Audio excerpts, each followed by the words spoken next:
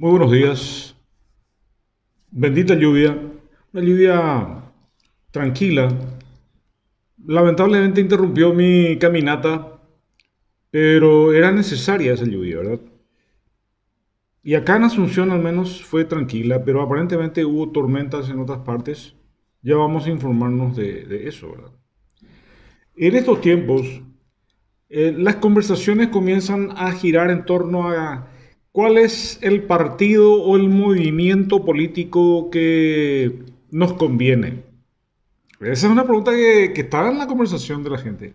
Está en la pregunta, está en la duda, está en el análisis. No, en su momento voy a hablar de cuál es el movimiento que nos conviene, terrenalmente hablando, pero ahora quiero hacer un abordaje desde una óptica escritural, porque nosotros tenemos que entender que Dios quiere que el hombre viva en un escenario de justicia, de paz y de prosperidad. Por eso, in the beginning, en el inicio, creó un paraíso y organizó el paraíso para poner al hombre una vez que estuviera organizado y el hombre tuviera resueltos sus problemas de alimentación, sus problemas sociales, sus problemas hogareños, sus problemas afectivos, todo estuviera preparado en un marco perfectamente organizado. Y ahí puso el hombre, y ahí puso a la mujer. Lamentablemente, el hombre cayó, ¿verdad? Y fue expulsado de ese lugar. Y como fue expulsado del lugar, el señorío, el dominio, la autoridad que Dios le dio al hombre sobre la creación, sobre el planeta, fue esa autoridad fue robada por Satanás y hoy Satanás tiene el señorío sobre el mundo. El mundo está gobernado por Satanás. Pero no todos nosotros estamos gobernados por Satanás, porque, bueno, el gran desafío es hablar de la Biblia en un minuto, ¿verdad? La Biblia en un minuto es un desafío, pero hay que decir lo siguiente, Satanás domina el mundo, pero nosotros no pertenecemos al mundo, los hijos de Dios pertenecemos al reino. Cuando Jesús vino y murió en la cruz, pagó nuestras culpas para que todo aquel que lo recibe como Salvador deje de vivir como en el mundo se vive y viva como Dios quiere. Entonces, nosotros estamos en otra circunstancia, en otra dimensión espiritual, en otra dimensión moral. Por eso, el cristiano, el Hijo de Dios, el creyente, debe ser expulsado, debe ser eliminado, debe ser perseguido por el mundo. ¿Verdad? Eso está ocurriendo. El mundo está tratando de expulsar a Dios, expulsar... ¿Cómo? Y expulsándolo a los valores cristianos, a los cristianos. ¿Por qué? Porque el cristiano, el Hijo de Dios, es un ser diferente. Y voy a empezar a leer, porque quiero estribar en lo que está escrito y eso es lo que nos va a dar, digamos, la comprensión del tema. ¿Por qué el cristiano tiene que ser expulsado del mundo político, del mundo económico, del mundo social? ¿Por qué los valores cristianos están siendo perseguidos? ¿Verdad? Y están tratando de instalar un mundo anticristiano donde predomina la homosexualidad, la perversión, el desorden, donde la muerte se considera un derecho humano, el aborto, la eutanasia, los ancianos son llevados al matadero y se considera que eso está bien en beneficio del resto. Es decir, la muerte es una solución. ¿Me están entendiendo? Son antivalores que se están instalando. Pero el cristiano reprende todo eso. ¿No está de acuerdo con eso? Entonces el cristiano es un estorbo. Es alguien que debe ser eliminado.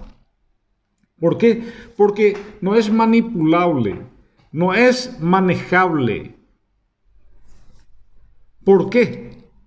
Les leo. Segunda carta de Timoteo, capítulo 1, verso 7. Y esto es clave entender. Esto es clave entender.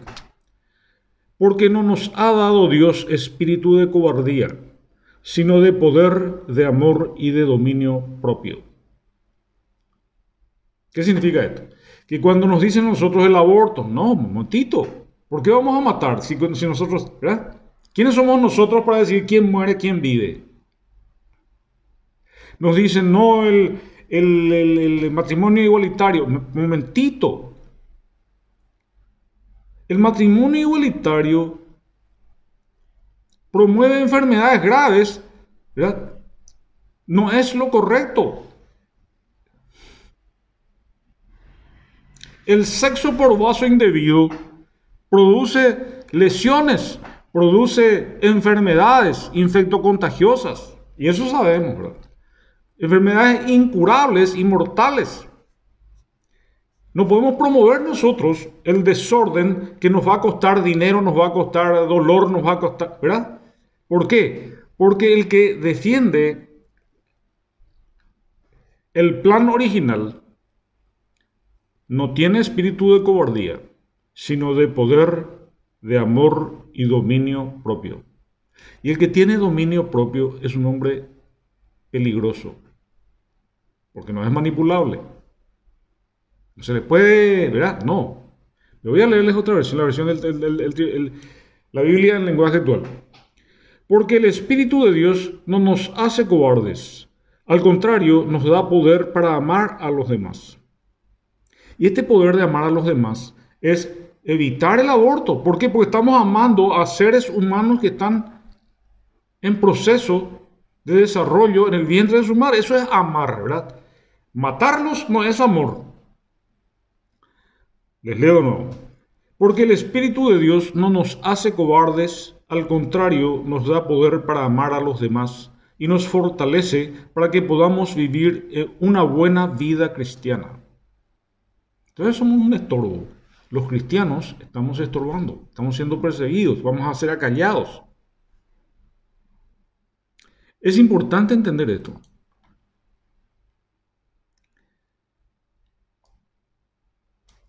Algunos se preguntan, ¿cuál es el mejor sistema político? ¿La democracia o la monarquía? Y si hacemos una encuesta, vamos a encontrarnos con que el 95% de la gente va a decir que la democracia es el mejor sistema político. Ahora, desde el punto de vista bíblico, el mejor sistema político es la monarquía. Y van a preguntarse, ¿de dónde saca este? Es más, la monarquía va a ser la solución de la humanidad en breve. ¿Por qué la monarquía? Se anuncia que vendrá a gobernar el Rey de Reyes. Entonces, cuando venga el Rey de Reyes, el rey, el más rey de todos, ¿verdad? Entonces la humanidad va a vivir en paz, en armonía, en justicia, en salud, en gozo. El monarca supremo, que es Jesús, va a venir a gobernar en un reino milenial, es decir, por 1000 años. Y la monarquía va a ser el mejor gobierno. ¿Por qué? Porque Jesús va a ser el que gobierne, con justicia, en amor. ¿Me están entendiendo? ¿Qué significa eso? Que al final el sistema político no es la clave. La clave es el ser humano. El sistema político, la democracia, distribuye de una manera equitativa el poder. Tenés Cámara de Diputados, Cámara de Senadores, y uno dice, bueno, nuestros iguales se sientan en una silla curul y nos representan, son nuestros legítimos representantes. Pero si nosotros hacemos una encuesta hoy, vamos a encontrarnos que los diputados y los senadores, que nosotros mismos elegimos, no nos representan. Llegan al poder y comienzan a manipular para engrandecer su poder, perpetuarse en el poder, jubilarse de una manera privilegiada, trabajando 5 años mientras nosotros necesitamos trabajar décadas para jubilarnos. Y nos dan una jubilación retaseada. Y ellos se jubilan, ¿verdad? Entonces, ¿qué pasa? No nos representan. Nuestros legítimos representantes no son legítimos. Porque el sistema político está prostituido porque el hombre es imperfecto. Entonces, no depende del sistema político, sino depende del hombre. Y cuando el Rey de Reyes, Señor de Señores, venga a gobernar, ese va a ser el gobierno más justo. ¿Me están entendiendo, señores?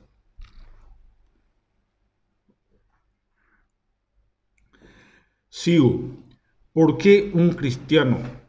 ¿Por qué un hombre de Dios, un varón de Dios o una mujer cristiana son un estorbo, son peligrosos, son temibles?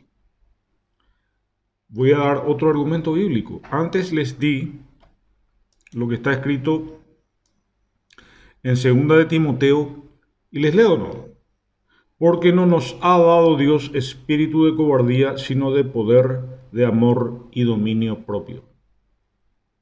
Dominio propio, poder, no nos ha dado espíritu de cobardía, nos dio coraje.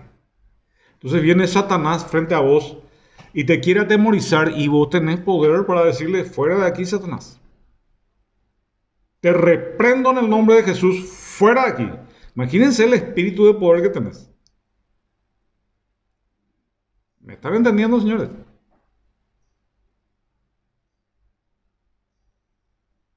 Dominio propio. Desastres afuera.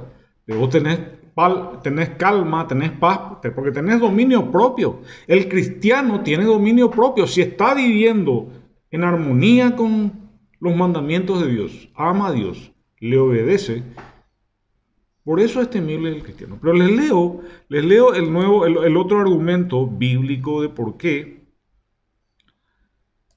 Primera de Corintios, capítulo 11, verso 3. También Pablo habla del tema. Pero quiero que sepan que la cabeza de todo hombre es Cristo.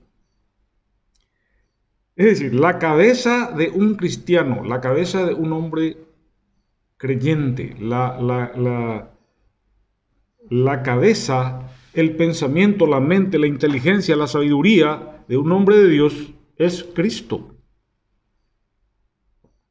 Entonces, cuando la cabeza de un cristiano es Cristo, lo que mira, lo que ve, lo ve con los ojos de Cristo.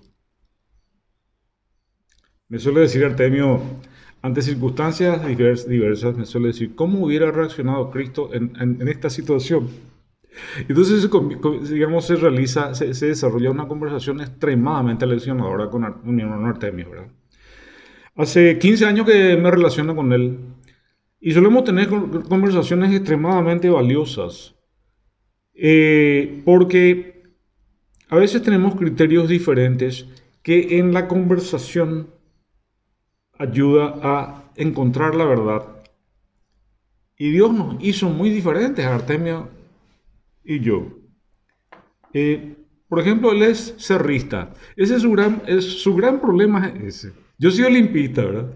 Pero un olimpista y un cerrista se unieron para cumplir una misión de Dios. Y esto no es casualidad, esto Dios hizo eso.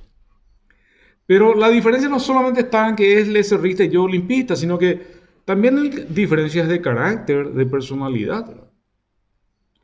Y en esa diferencia estriba una unidad que está basada en que nosotros tratamos de que nuestra cabeza sea Cristo. Y si nuestra cabeza es Cristo, y la discusión suele ser que, por ejemplo, uno dice, en este caso Cristo hubiera reaccionado con amor y con mansedumbre. Pero resulta que Cristo también reaccionó con celo. Por ejemplo, en el caso de los mercaderes del templo, se fue y tumbó la mesa y lo rajó a latigazos, ¿verdad? Le tomó una cuerda y lo garroteó, ¿verdad? Así que Cristo tiene sus dos facetas. ¿Cuál de las facetas usaría Cristo en esta circunstancia? ¿Verdad? Ese es el tema del análisis, ¿verdad? Y es un análisis valioso.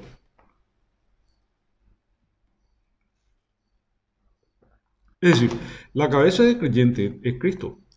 Entonces, el creyente mira con los ojos de Cristo, analiza con la mente de Cristo, que es, digamos, lo que hace que, digamos, vivamos en la verdad, sobre la verdad, transitando en un camino de verdad. ¿Verdad?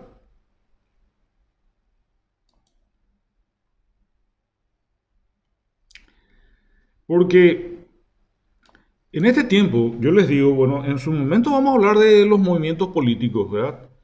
Políticamente, ¿quién nos corresponde? Yo voy a fijar posición sobre el tema. En su momento voy a fijar posición. Yo ya tengo una posición formada, pero no les voy a comentar porque no es tiempo. Pero eh, yo todavía estoy analizando el tema desde la óptica escritural, porque así dice el Señor Jeremías, profeta. Dios hablando por conducto de Jeremías, capítulo 17, verso 5, dice, así dice el Señor, maldito el hombre que en el hombre confía y hace de la carne su fortaleza y del Señor se aparta su corazón. Voy a leerle la otra versión. Yo, el Dios de Israel, declaro, maldito quien confía en los demás, maldito quien confía en sí mismo, maldito quien se aleja de mí.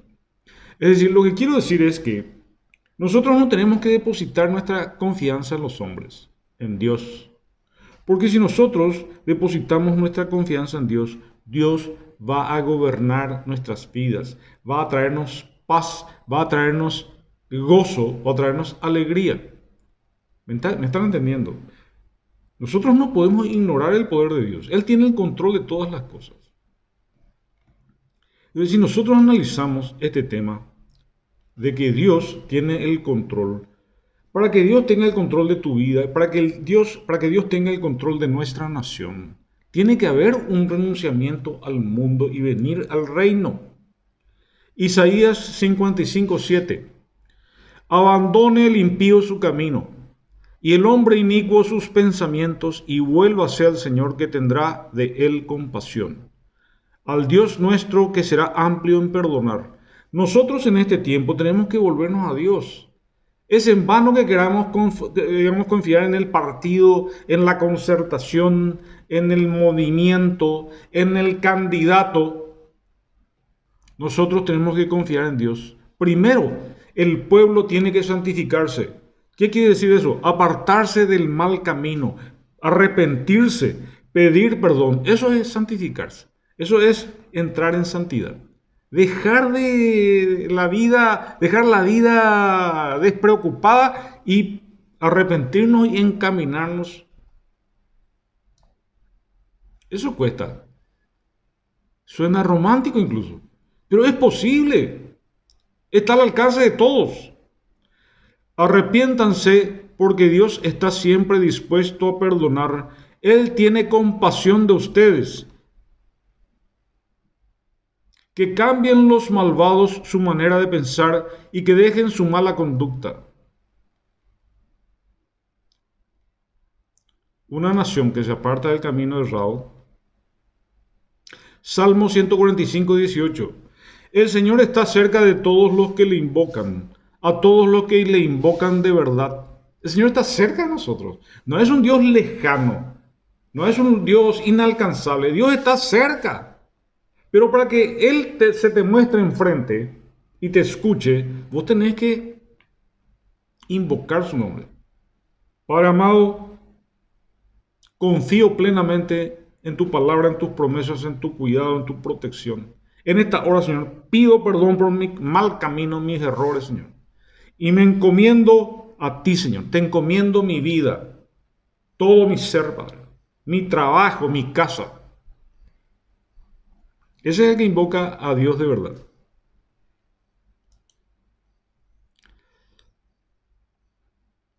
Zacarías 1:3. Así dice el Señor de los ejércitos: volveos a mí, declara el Señor de los ejércitos, y yo me volveré a vosotros. Vengan a mí y yo me voy a ustedes. Nuestra nación tiene muchas bendiciones, pero también muchas maldiciones. ¿Y cómo ocurre esa aparente contradicción? Las bendiciones se basan en que hay un pueblo creyente que está clamando, está ayunando, está orando todos los días. Y entonces Dios escucha el ruego y envía lluvia en su tiempo, a su tiempo, cuando hace falta y llueve. Hoy se está clamando por lluvia porque el Paraguay, por imprevisión, por apartarse de los caminos de Dios, por gobernar, por ser gobernado por impíos, por gente del mundo, por gente confundida, a pesar de que el río Paraguay debe ser mantenido navegable durante todo el año, y para ello hay recursos, sobran recursos. Pero la mente perversa hace que los recursos sean usados de una manera perversa y no siguiendo los intereses. Entonces, dependemos de la lluvia para que el río suba y la navegación sea posible. Porque cuando hay sequía, no tenemos los equipos para dragar. ¿Me están entendiendo? No hay equipos porque lamentablemente la mente perversa de los gobernantes los gobernantes no actúan con la mente de Cristo. No tenemos cristianos en el gobierno. ¿Y qué pasa cuando tenemos cristianos en el gobierno? Escuchen a Nayib Bukele.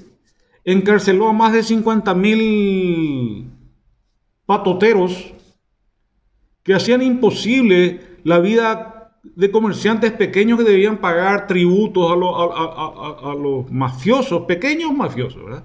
Más de 50.000 fueron apresados. Y está venciendo el problema porque está actuando con la mente de Cristo. Un cristiano en el gobierno no depende si hay democracia o que hay monarquía o qué es lo que hay, ¿verdad? Depende de la mente de Cristo del gobernante. Escuchen los discursos de Bukele. Un cristiano en el poder.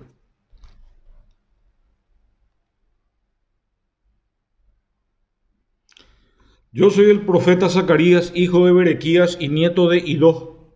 El Dios Todopoderoso me habló en el mes de Bul durante el segundo año del gobierno de Darío, el rey de Persia. Me ordenó que les diera este mensaje a los israelitas. Yo estuve muy enojado con los antepasados de ustedes, pero hoy estoy dispuesto a perdonarlos si ustedes me piden perdón. Yo soy el Dios Todopoderoso y les juro que así lo haré. Si Dios está con nosotros, ¿quién contra nosotros?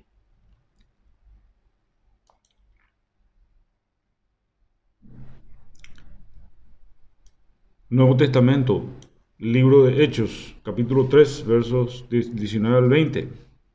Así que arrepentíos y convertíos, santifíquense. Eso es ser santo. Si vos te arrepentís y te convertís, venís al cristianismo, dejás de adorar vírgenes, santos y demás, y le adorás al Dios verdadero, al Creador, y no a ningún ser creado, sino que al Creador. Arrepentíos y convertíos para que sean borrados vuestros pecados. Dios va a borrar, los libros están anotando tus pecados, pero si vos te arrepentís y te convertís, Dios borra tus pecados, y para Dios sos un santo. Dice, para que vengan de la presencia del Señor tiempos de refrigerio. Si vos estás sufriendo porque vivís en forma desordenada y vos te arrepentís y venís a Dios, Dios primero borra tus pecados para que en el juicio final no aparezca ninguna condenación sobre vos. Y vengan tiempos de refrigerio ahora. Esto está prometido. Es decir, los tiempos de refrigerio no te van a traer el partido tal, el movimiento, la concertación, no te van a traer refrigerio. Los tiempos de refrigerio van a venir del Señor. Por eso estoy hablando de que maldito el hombre que confía en el hombre. Confiemos en Dios.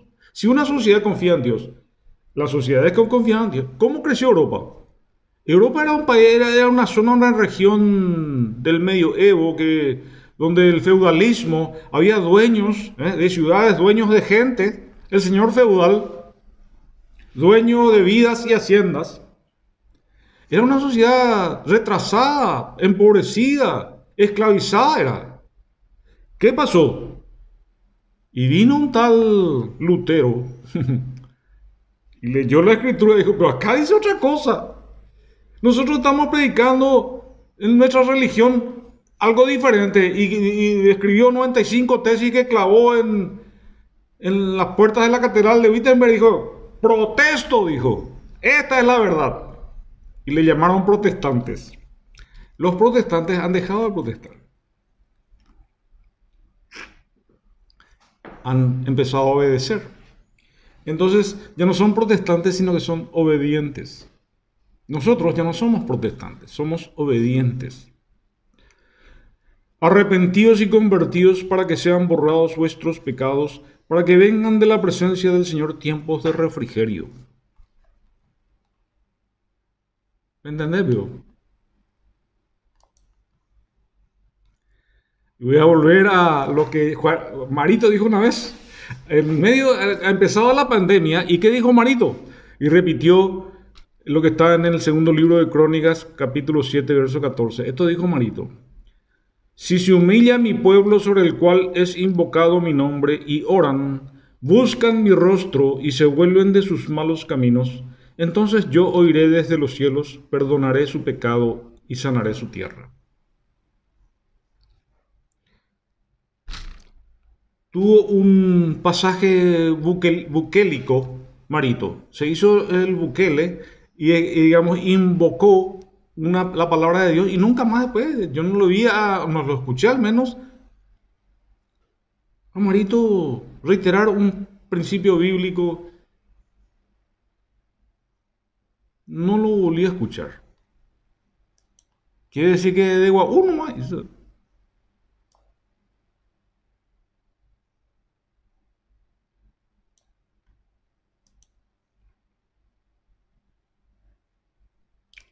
Tengo varios versículos bíblicos para leer, pero estoy aproximándome a los 30 minutos.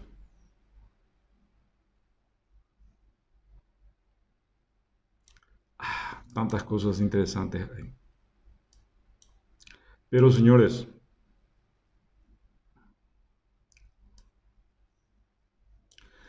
Dios bendice a quienes no siguen malos consejos. Estoy leyendo el primer salmo, el Salmo 1, en la versión de traducción lenguaje actual.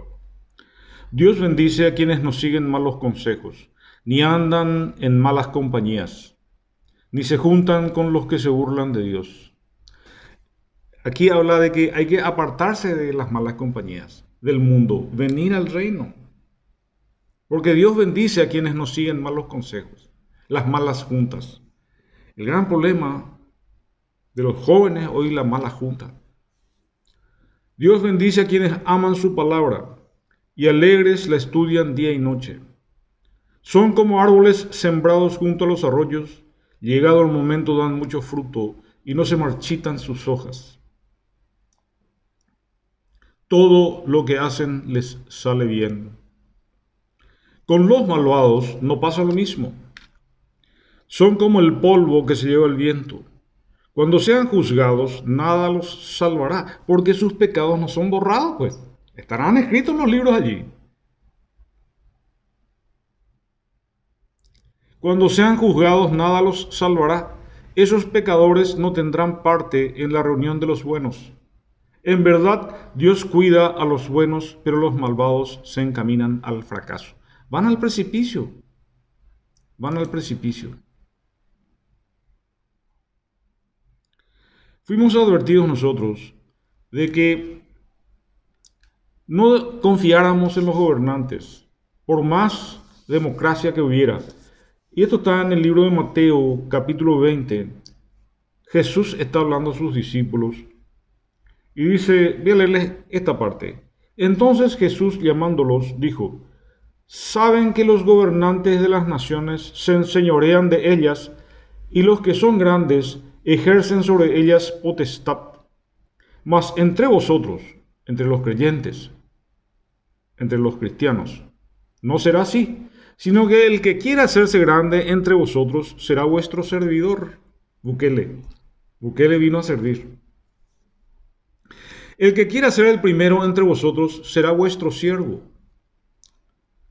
Como el Hijo del Hombre, como yo, como Jesús, que no vino para ser servido, sino para servir y para dar su vida en rescate de muchos. El líder, el que es el Rey de Reyes y Señor de Señores, Rey de Reyes, Señor de Señores, no vino para ser servido, sino para servir y para dar su vida en rescate por muchos. Él instauró la figura del servidor público, vino a servir. Y hoy nosotros creemos que los presidentes, los diputados, los senadores son servidores públicos. No, se sirven a ellos mismos, no son servidores públicos. Por eso no podemos confiar en ellos. Pero llegará el momento en que tengamos que elegir. Y para entonces haré otro video más adelante. Pero ahora lo dejo aquí, señores. Que esta reflexión les sirva, sea útil y vamos a seguir comentando abajo. Hasta la próxima.